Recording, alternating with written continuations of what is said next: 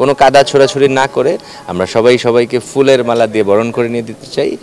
যে ভাই একটা নতুন ক্যামেরা কোত্থেকে বলে যে এই যে নির্বাচন এত গরম দেখেন কার কি হয়েছে ভাই না হয়েছে জানি না, আমি কিন্তু ভাই একটা ক্যামেরা কিনছি বড় কি বলে ইউটিউবারের সংখ্যা বাড়লো, পাশাপাশি একটা পরিবারে সচ্ছলতা আসলো, একটা মানুষ স্বাবলম্বী হয়, এটা তো ভালো লাগার ভালোবাসার।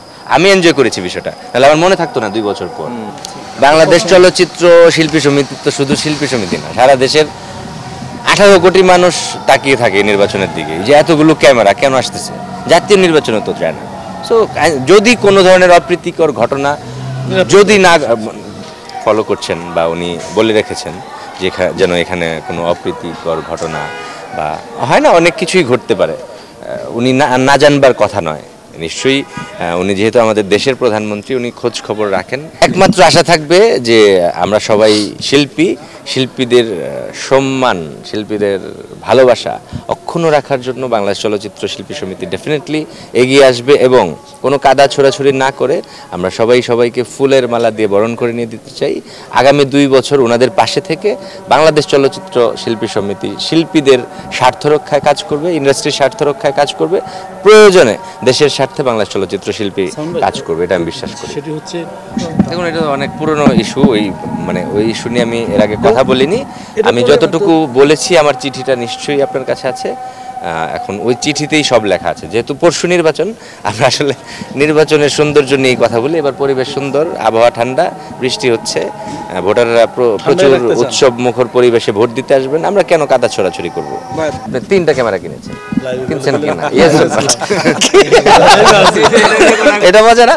মানে এবার গত নির্বাচনে আমি যে তারপর ওর কথা বলতেছি, কি করো যে ভাই একটা নতুন ক্যামেরা কোত্থেকে বলে যে এই যে নির্বাচন এত গরম দেখেন কার কি হয়েছে ভাই না হয়েছে জানি না, আমি কিন্তু ভাই একটা ক্যামেরা কিনছি বড় 2.5 লাখ টাকার একটা ক্যামেরা, রাইট?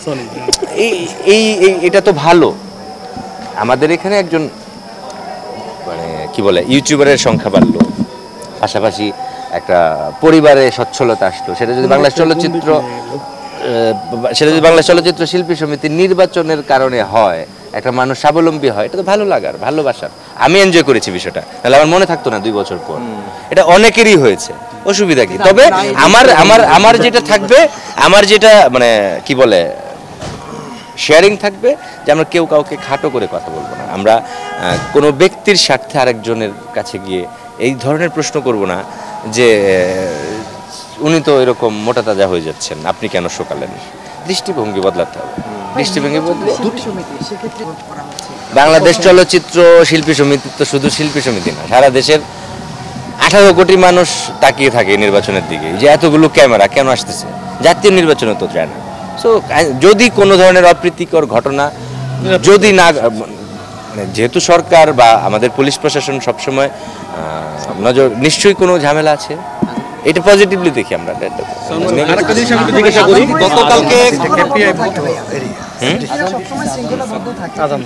যেহেতু বাংলাদেশ চলচ্চিত্র শিল্পী সমিতির নির্বাচন, নিশ্চয়ই উনি এই ব্যাপারটা ফলো করছেন বা উনি বলে রেখেছেন যে যেন এখানে কোনো অপ্রীতিকর ঘটনা বা হয় না, অনেক কিছুই ঘটতে পারে, উনি না জানবার কথা নয়।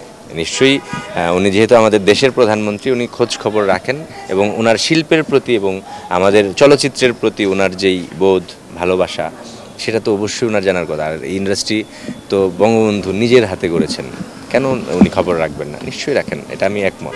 2টি প্যানেল নিয়ে আপনার আসলে মূল্যায়ন কেমন?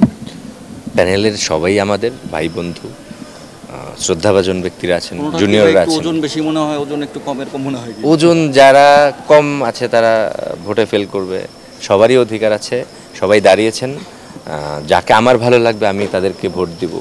আমরা কাউকে নিরুৎসাহিত করতে চাই না, ওনাদেরকে অসম্মানিত করতে চাই না। সবাই সম্মানের সঙ্গে ভোটের দিন আমরা সবার সঙ্গে কথা বলবো, ভোট দিব। ভোট শেষে রাতে ভোট গণনা হবে, সেখানে যারা নির্বাচিত হবেন বা হয়ে থাকবেন তাদের নাম ঘোষণা হবে, সেটা সেলিব্রেট করব। এবারে ভোট কি আসলে ফ্রি এন্ড ফেয়ার হবে? সবসময় ফ্রি এন্ড ফেয়ার হয়, তুমি ফ্রি হয়ে যাও। Thank you.